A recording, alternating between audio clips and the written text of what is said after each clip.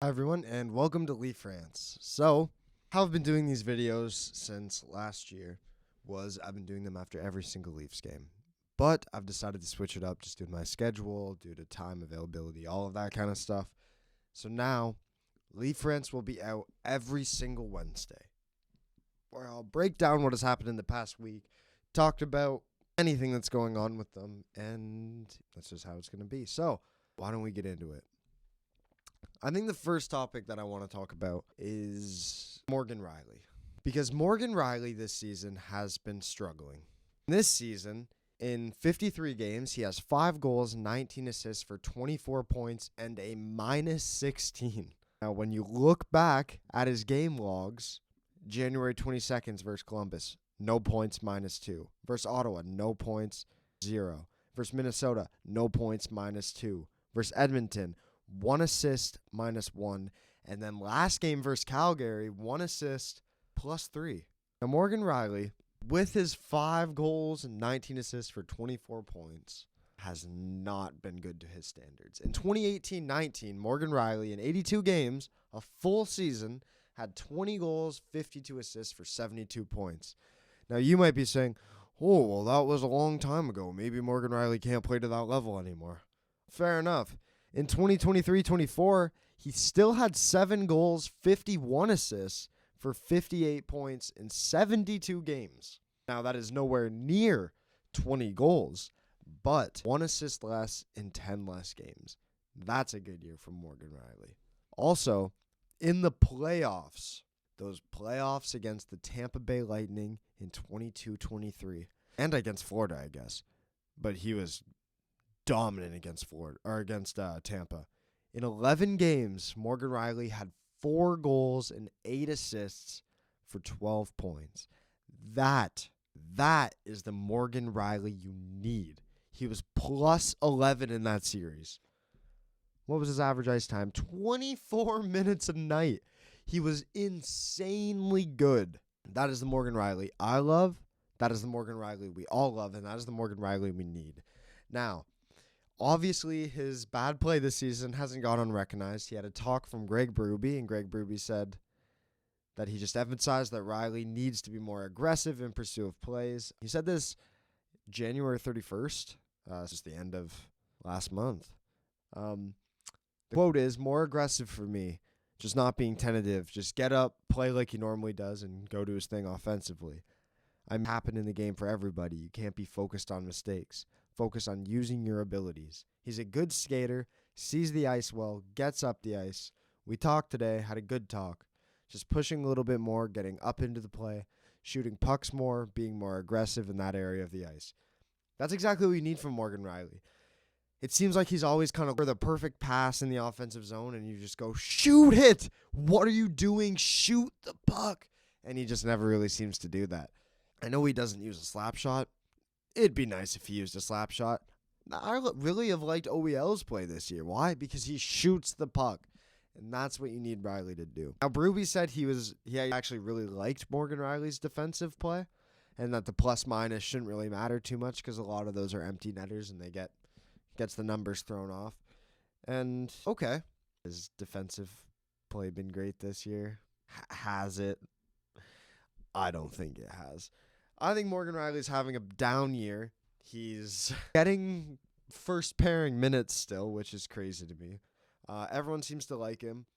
The Morgan Rielly we saw versus Calgary after Berube talked to him, that is the Morgan Rielly we need. Had a crazy good game, and you just want to see more of that. You really do. So hopefully Morgan Rielly can figure out his thing because he is signed for a lot longer. He makes $7.5 million, 6 or 7 years left. Can't remember. I think it's 6. He signed that big extension.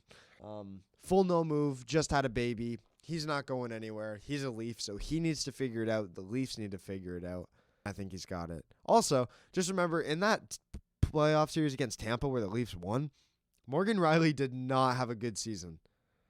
Like, it wasn't a horrible season, but everyone was talking about, oh, Morgan Rielly's washed. Exactly what everyone's talking about right now. Don't doubt him. When playoffs come around, just saying. Also, this week, the Leafs go 2-1-0 after only scoring 1 goal in 3 straight games. Their loss was the third straight game. They only scored 1 goal. After Nyes and Tavares came back, they're 2-0-0, and they've scored 10 goals in those 2 wins. Yeah. Who thought having them back would make your scoring better? Like, obviously, missing Tavares and Matthew Nyes, those are 2 big guys. That's your number 1 left winger and your number 2 center. They also didn't have Mitch Marner for this game in Calgary and still found a way to score a crap ton of goals. And they only really got scored on a 5-on-3. They had 2 of them in this game, which is a lot for one game. And they were basically like full 2 5-on-3s. It's crazy. The Leafs have the best power play in the league since mid-January. Who thought we would have been saying that 2 months ago? Not me. Not me. No way. That power play was horrible. But you know what? They figured stuff out. They've started figuring stuff out. The Leafs, when Tavares and Nyes came back, they shook up the lines a bit, and they went back to the lines from early in the season. Since then, and scoring machines, and the power play has looked the best it's looked in a while. So maybe just roll with these lines for now. I also want to talk about Bobby McMann.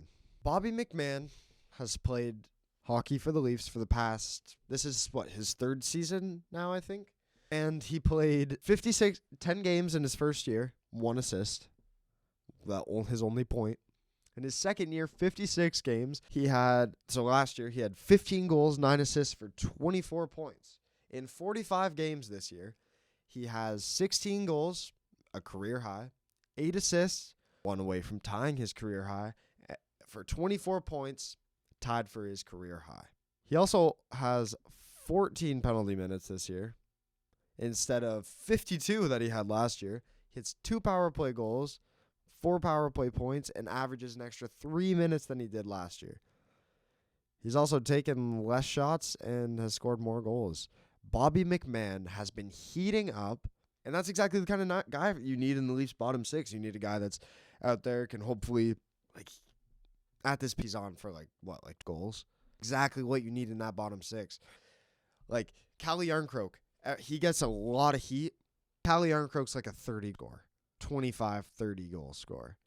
That's what you need in your bottom 6. Max Pacioretty has not been scoring. Nick Robertson hasn't found a way to get it done at all. You need someone who's going to score. Bobby McMann has stepped up into that role, and he's been amazing. The Leafs right now, they are 4 points ahead of the Ottawa Senators for second in the Atlantic. They have 1 game in hand. And they have 2 games in hand of Florida, who is 1 point ahead of them for first in the Atlantic. The Leafs are sitting at 8th in the league, but could easily move up to 5th. Both Carolina and Vegas have 2 more points in the Leafs, but also a game in hand. So the Leafs could easily move up and retake first in the Atlantic Division, which would be great for them. And that's exactly what they need. They play tomorrow night at 10 o'clock against Seattle. That's the game you need to take. There's 2 more games before the All-Star break. Or not the All-Star break. Oh, my God. The 4 Nations break might have something planned for that. Maybe not. I guess we'll see. You have to win these 2 games. These are 2 very important games. These are very important 4 points. The Seattle game's at 10, the Vancouver game's at 7. You need these points. You need to make a gap in the division. How many games are we in now? This will be your 54th game. You're 53 games into the season so far. You need to try to start making a gap. And what better way to make your team better than making a trade? The Toronto Maple Leafs have been not active on the trade market, or so we thought. From the 4th period, the Leafs are actively seeking to upgrade their center position, aiming to enhance their lineup either at a second-line center or a third-line center.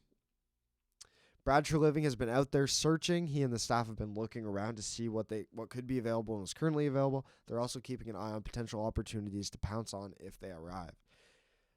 They want to up center position. If they add a second-line center, that could move John Tavares to the left, Or they could look for a left-wing scorer and keep Tavares in his current position. That's if they go for a second-line center.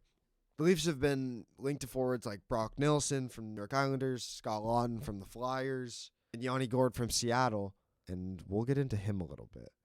The Leafs are still exploring what they can make in addition. Scott Laughton is the conversation for a third-line center, so you'd have Matthews, Tavares, Laughton, Kampf. But the asking for him remains very high, and it's uncertain if Toronto will part ways with any of their top prospects to try to make this happen. So we'll see how that unfolds, but Toronto's looking to make a move before the deadline, and it seems like everyone's just making their moves now, so the Leafs will have to hurry themselves up. My top trade targets, I think the Leafs should be looking into another version of like the McCabe trade. Jake McCabe deal was amazing for Toronto. The fact that we've had him for the past 3 seasons at $2 million for a playoff runs have been crazy, and yeah, like we've done nothing except that Tampa series, but doesn't exclude how amazing he's been and how amazing that deal is.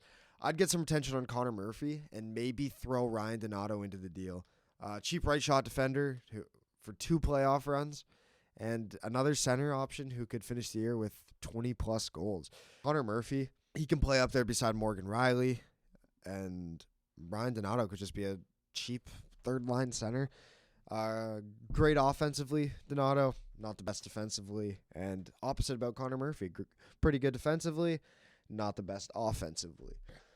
Another option I'd have for center was Yanni Gourde, but Yanni Gourde is injured, and Yanni Gourde will not play until after the All-Star break.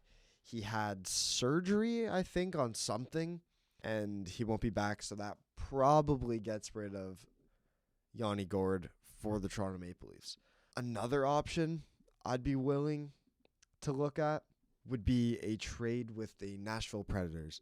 CJ, Chris Johnson, on his show said that the number 1 D-man for the Leafs, Luke Schenn. Wouldn't it be funny if Luke Schenn and Ryan O'Reilly came back for the Leafs? Luke Schenn and Ryan O'Reilly for Fraser Minten, Nick Robertson. What kind of picks do we have this year? 2026 third, I don't know. Throw in some picks. Maybe a first round pick there, honestly, in 2026. 2026 first. Fraser Minten, Nick Robertson, a 2024 fourth round pick for Ryan O'Reilly flat out. Add in Luke Schenn. You could throw Domi into the mix instead of maybe Fraser Minten. So it's Domi, Robertson, and a fourth for Ryan O'Reilly and Luke Schenn, or whatever you can do to make the money work. Throw in a first instead of a fourth and get Ryan O'Reilly 50% retained. Maybe Luke Schenn 50% retained. I don't know. Make the money work. Do whatever. But I'd be open to Luke Schenn coming back. I would like more Ryan O'Reilly to come back, obviously. Ryan O'Reilly is an amazing player. If anyone tells you, hey, I wouldn't want Ryan O'Reilly on my team. Yes, you would. Because do you know who your third line option is when there's an injury? Pontus Holmberg. Now, Pontus Holmberg's drawn more penalties than anyone, and it's kind of like having a baseball player who has no power but has a 15% like walk rate. Like, it's great to put it into baseball terms. But Ryan O'Reilly and Luke Schenn back to Toronto would be crazy. And the deal for me starts with Nick Robertson, and you grow from there. Nick Robertson is my number 1 guy to be traded on the Leafs. I don't see what he provides here anymore.